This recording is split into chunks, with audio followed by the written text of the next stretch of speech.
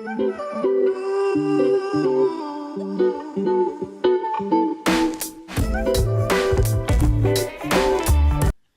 everybody, this is Principal Anderson. I am still celebrating Women's History Month, which is March. I'm so excited because everybody we've talked to have had something to talk about with history, something to talk about how things have changed or things are going to change, and today is no exception. We got Miss Hughes here today, and let me first let her introduce herself, and then we can kind of go from there. All right. Hi. Thank you so much for having me. Miss Hughes here, English teacher, senior English teacher. I mean, if you start going down the resume, it would be I know. Like, yeah. We'll be here a while. Right, we'll leave it like that. Yeah.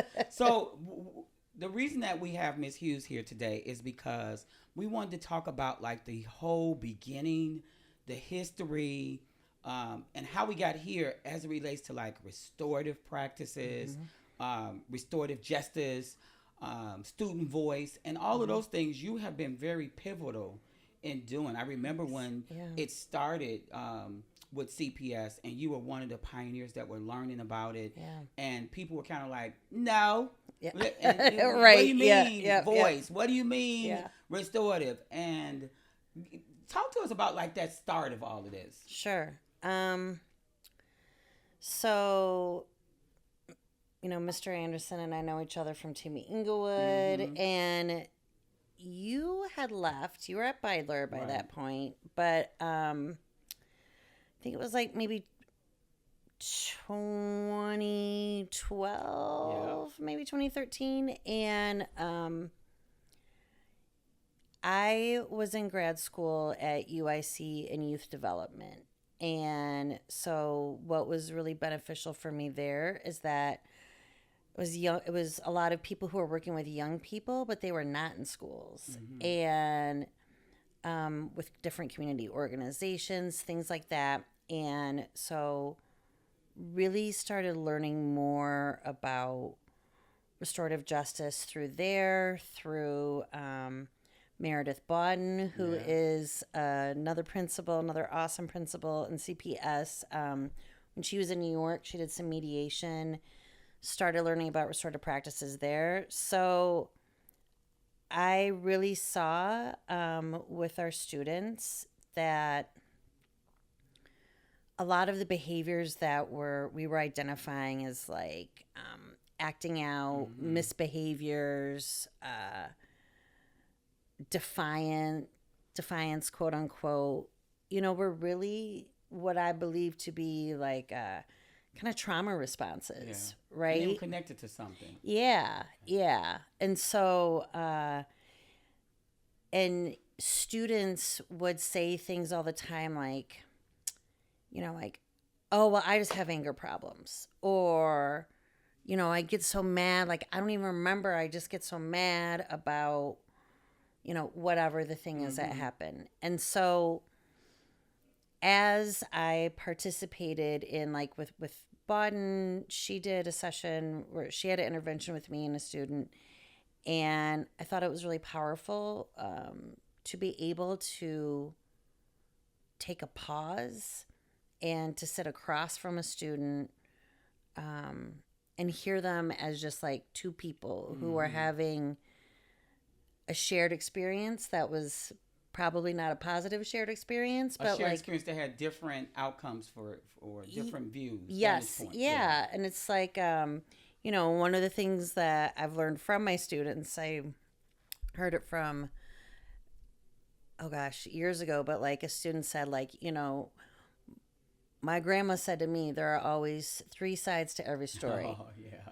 My side, their side, and then the truth, and I think that that's kind of one of the beautiful things about restorative practices or restorative justice is that, like, you sit and you hear that other person's perspective. And so it was really powerful. And so we got some funding. I reached out to people on Facebook and said, we want to do a peace room. Anyone have any furniture, any paint, whatever? And people really showed out and supported. So we started the peace room there.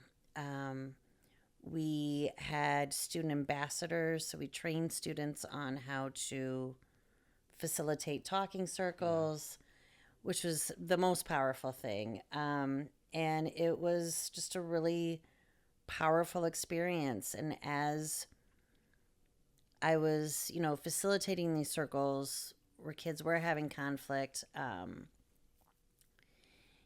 remember one where two friends got into it. And one of the friends, he like grabbed a girl and it startled her, and she turned around and she spat on him, and it was rough, right? Ugh.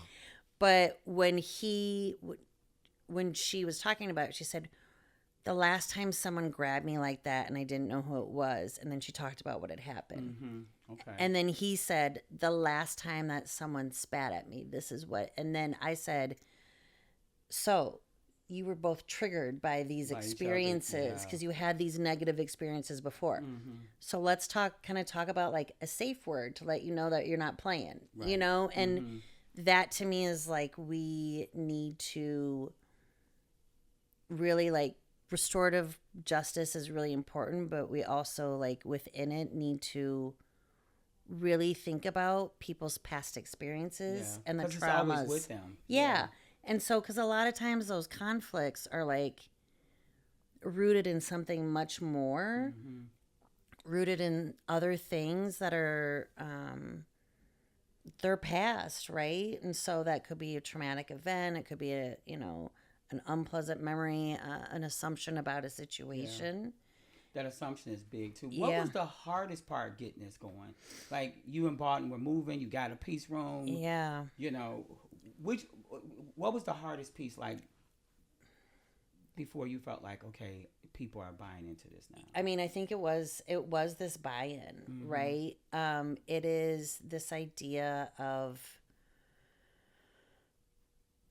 one, I think that there's a lot of stereotypes about young people and their capacity to like listen and hear someone else out. And I think that some of those beliefs young people then internalize and believe about themselves. I can't listen. I can't do this. I'm this kind of person. And I think that in our society, we're such like this punitive society. I think especially with young Black people, and it's so rooted in racist ideas that folks really buy into this idea that like we can't handle conflict, and we don't really teach people how to be in conflict. And so it's all this new process.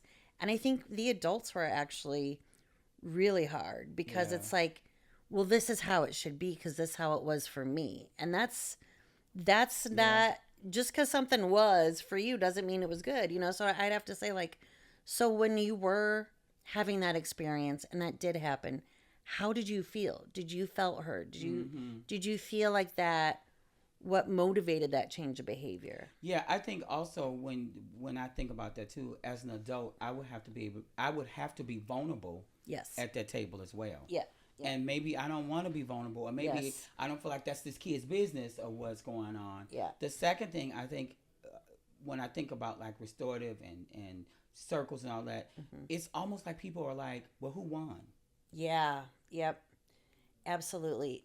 I think people want to feel vindicated. Yeah. And just like, they want to feel vindicated. Like, I was the one who was right here. And a circle isn't going to necessarily give you vindication. Right. It's going to give you clarity. It's going to give you perspective. Hopefully build some empathy. But why does it matter that you were the one who was right in the argument, right? Yeah. And I think it's so hard. I think that's where we are wired. Like, you either right or you're wrong. Yeah. And so people never, if people go into a circle like that, they never leave fulfilled because they're like, I think he said more than me, or I think she did this, and it looked like people were more on her side. It can be tricky. I think the facilitation becomes really important in those in that situation. It's like, I'm like not necessarily a rule follower all the time. Well, let me look who you're talking to. But I also think that like in a circle keeping process, not that you have to be rigid to a script, but I do think the process, like the integrity and fidelity to circles are really important, because then it is easy to say like, okay, well, why did this person get asked this question, but I got asked this totally other, and then someone's feeling defensive. But if everyone's like, okay, what happened for you? What happened for you? Where did the harm happen? Letting your guard down. Where did the harm happen? I want this to work, so I'm willing to let my guard down, which is hard. Yeah, and I think sometimes, I've definitely been in circles where both young people and adults were really resistant at first, and then, it's one of my favorite things is you can kind of see the shift occurring. Okay. Do you ever just say, we're going to pause here, let's come back, 2 days and we'll pick up again, or do you have to try to get it? This, other than buy-in, I think this is the hardest thing, especially in schools, is time. Yeah. Because a circle takes time to like address that conflict and to really do something about it. Yeah. And so, because people got to put their guards down. You got to like, just when you say the guards got to come down. And you got to think about like how harm can happen to multiple people in different ways that we don't even think about. That's why I love that movie Vantage Point. Yes. And it's where the guy gets shot, and everybody is only able to tell their story from the point that what they saw. Yep. And the fact is, the man was still shot. Yeah. But everybody only can tell their version of what it was, right. And so when you got people and you have a situation, everybody sees it differently, and because of their backgrounds, sometimes could cause, different ways in seeing it. Let me ask you, and I don't know the answer what I'm about to ask you, but is it more male dominated or more female dominated in like being a part of like restorative and circles and all that? Yeah, I mean, I don't know. I think that depends. I think it depends on a school building. I think, restorative justice was initially started in like justice systems, juvenile justice.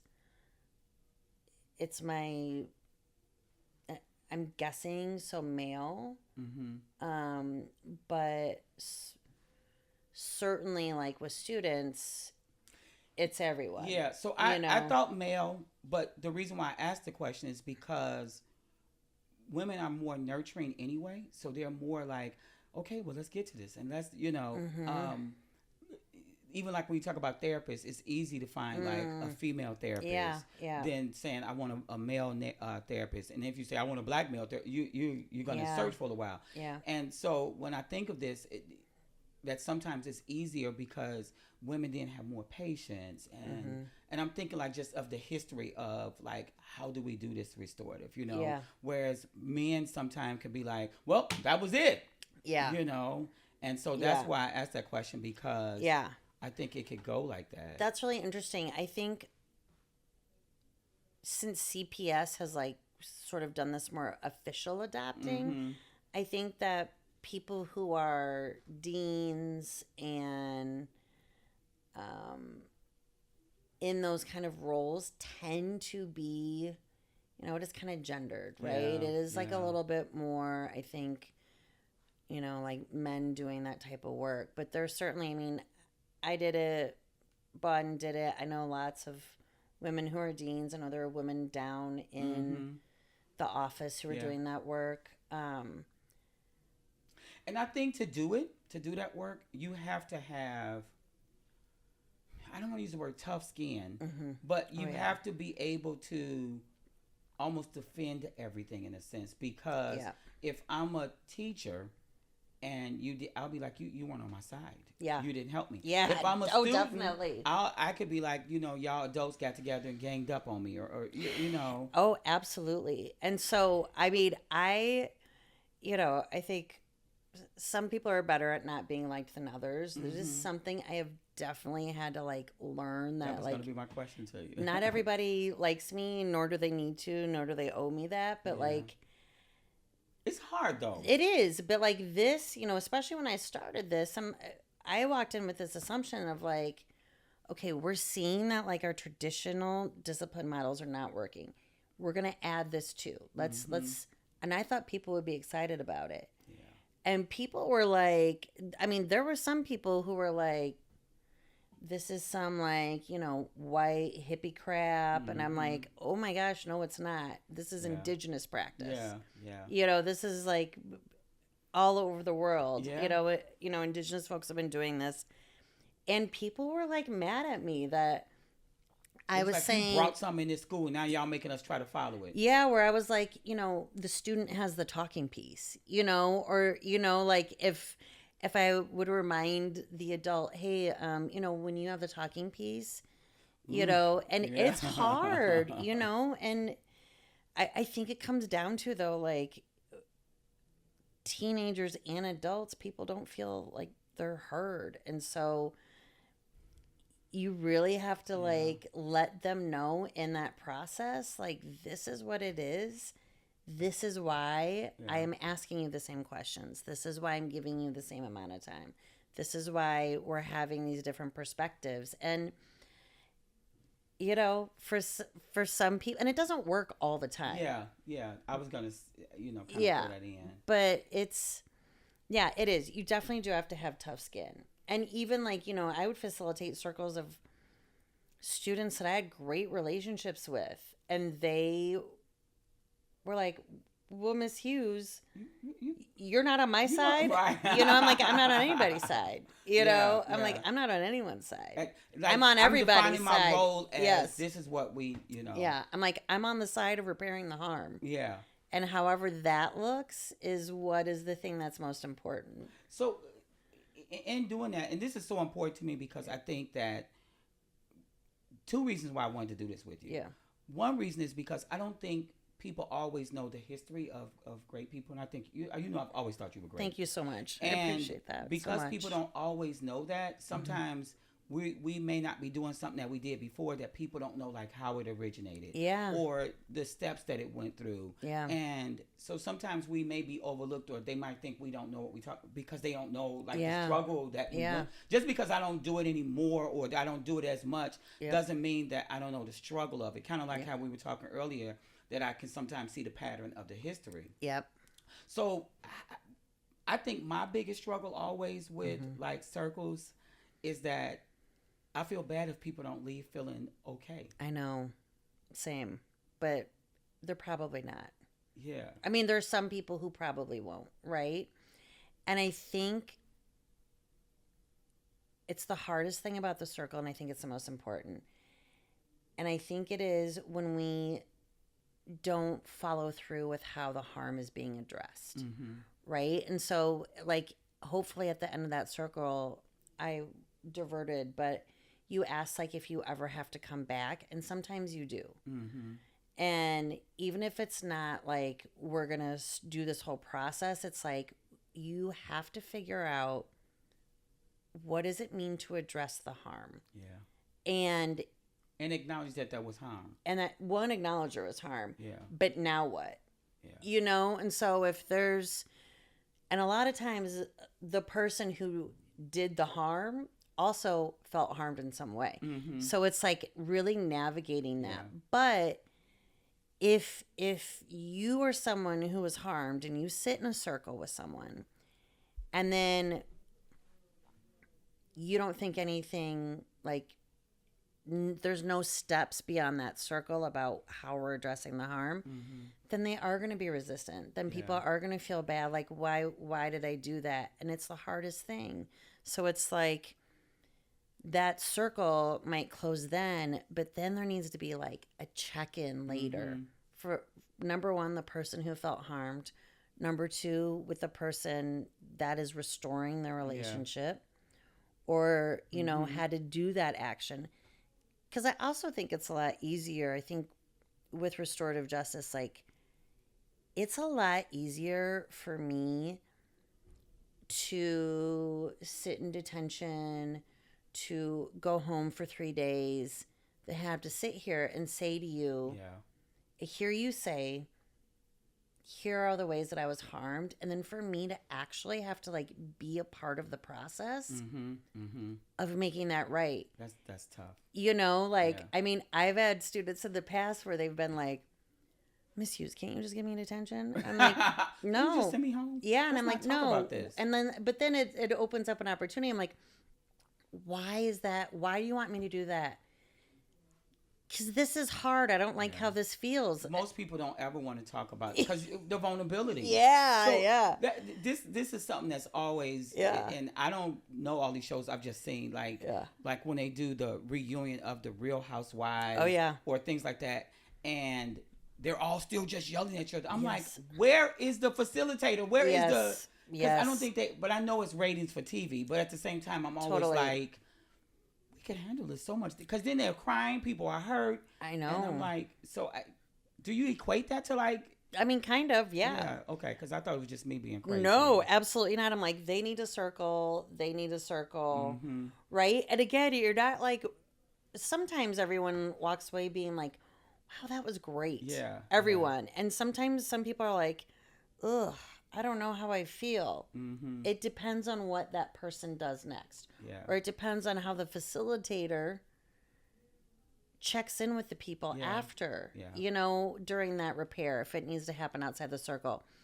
And so when you see stuff like that, it's like, oh man, they have this conflict. Now they're back. I just watched the Traders reunion. Yeah.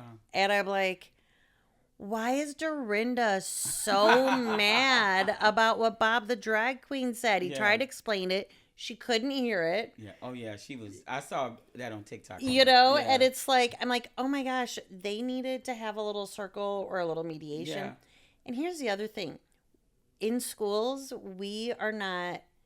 Like, how to handle conflict is not something we were taught. No. Ever. No. You know? It was like... Don't say anything, keep it in, you know, like it was never addressed. And especially if you're a child, stay in a child's place. Oh my gosh. You know, yeah.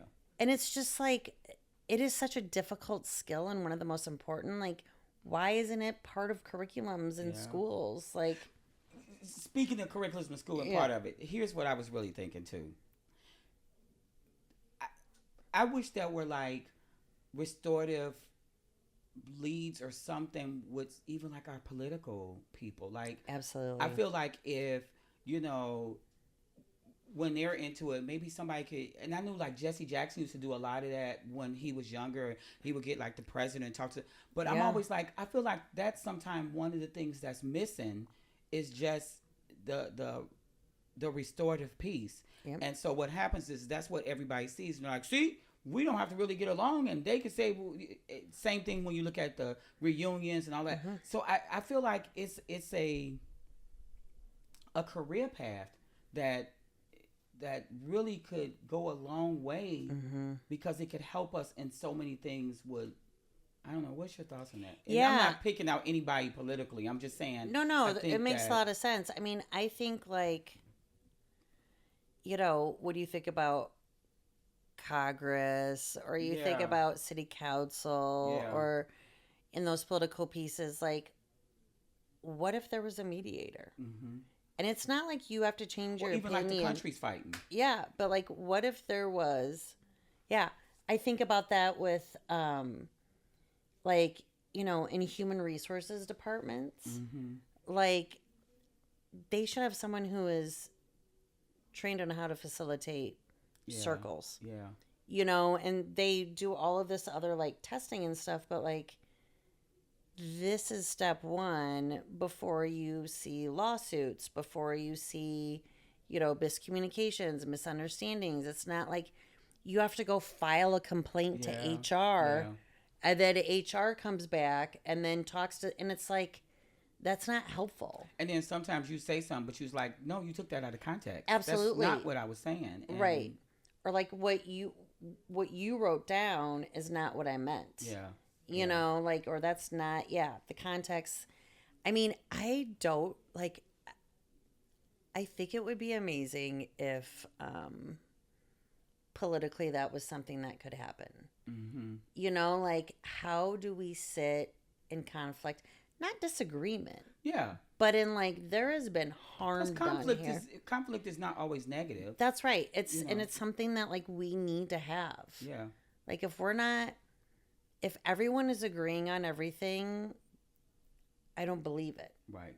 You know what I mean? Like, or it means that you're just not invested in something. Mm-hmm. Mm-hmm. You know, like, I think schools are really dynamic places. Like, we have 40 staff members in here, and we up to like 60. 60 if you staff. count like the non-teaching and for sure. Yeah. And like, I believe that people in this building, fundamentally, it is more than a job for people. Mm-hmm. I think people in this building care about young people. Mm-hmm. They want young people to be successful. They want them to, like, I agree with that. Go out in the world. And I also think that if you interviewed every single person, we would probably have our top 5 reasons of how that happens, what that looks like. I think they'd be different. Right. Oh, yeah. You know what I definitely. mean? And so, like, I think disagreement is okay. How to, like, clarify positions, how to have conflict. I think out of conflict there can be positive change. We've just never been taught. And, you know, I say the same thing with, like, the social media battles that, like, kids have. And I said to someone, I said, well, think about it. Social media came, everybody got on it, and no one ever said, this is how you use it. Mm-hmm. Because if we had said, oh, when you get on, you have to only do positive things, or when you get on it, you do this, and we would have never got. We probably would have got eventually, but we would have never started out where we got to talk about somebody, we got to bash them, and we got to be mean to them. We got to talk about wanting to fight, because people would have understood that that's not what it's used for. Yeah. But I think it came so quickly for us that everybody was on it before we even knew. I mean, I remember I was 28 and, like, 2-3 of my former colleagues who were just out of college, right? Maybe like 2-3 years out of college, they were talking about Facebook, right? Yeah. And I was like, what's Facebook? Me too. But they were like, oh, don't worry about it. You're too old.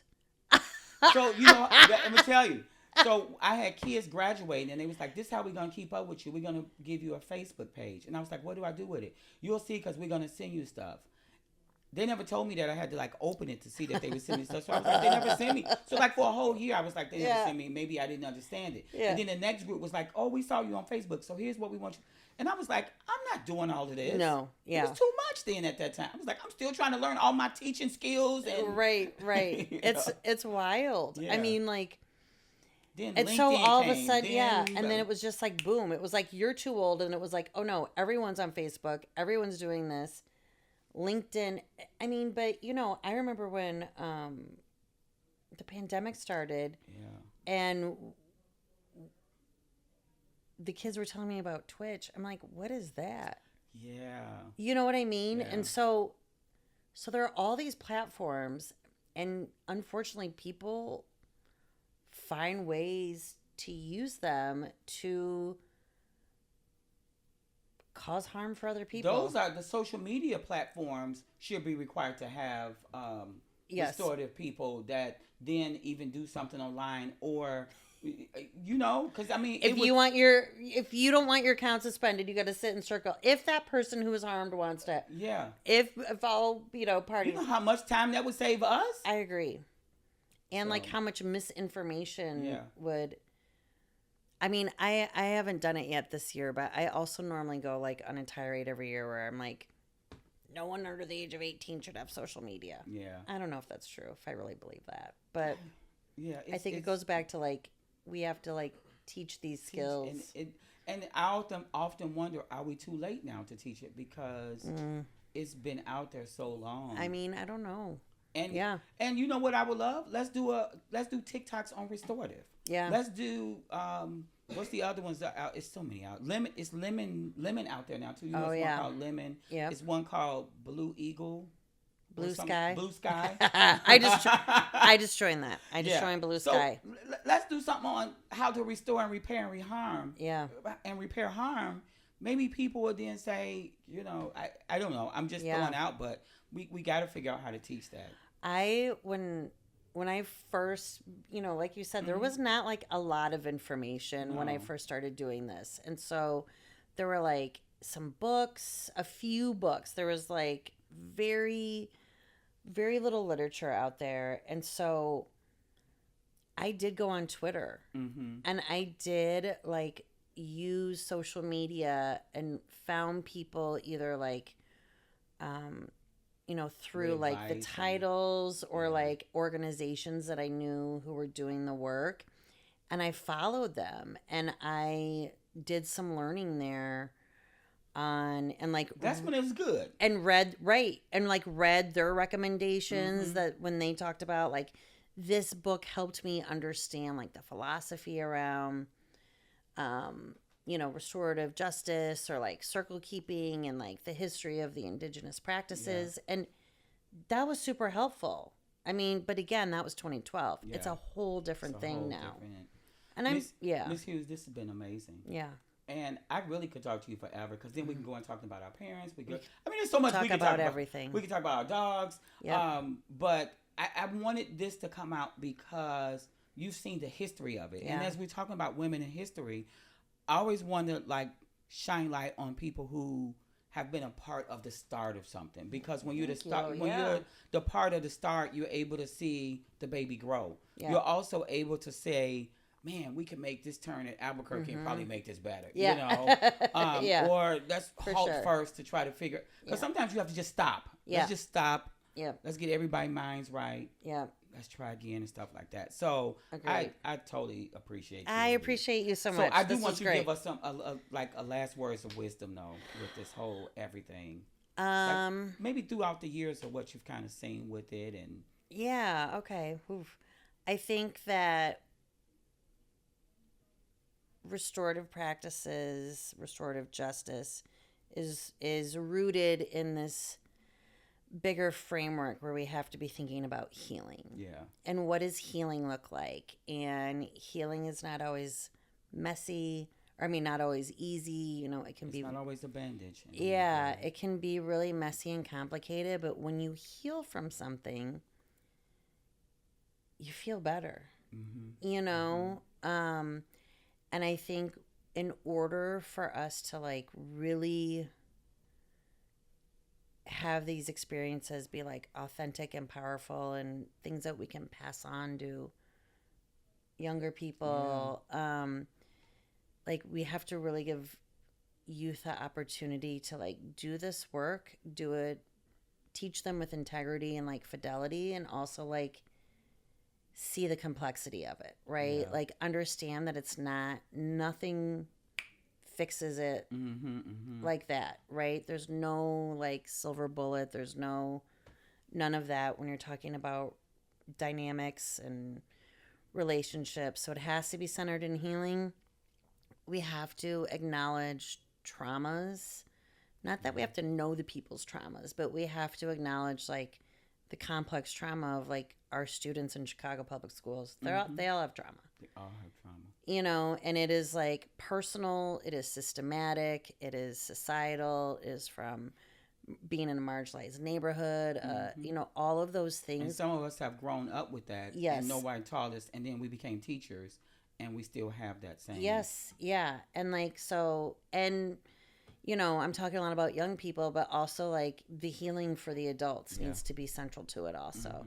And I think when we look at it from that lens, it can be a really powerful thing. We got some work to do. We do.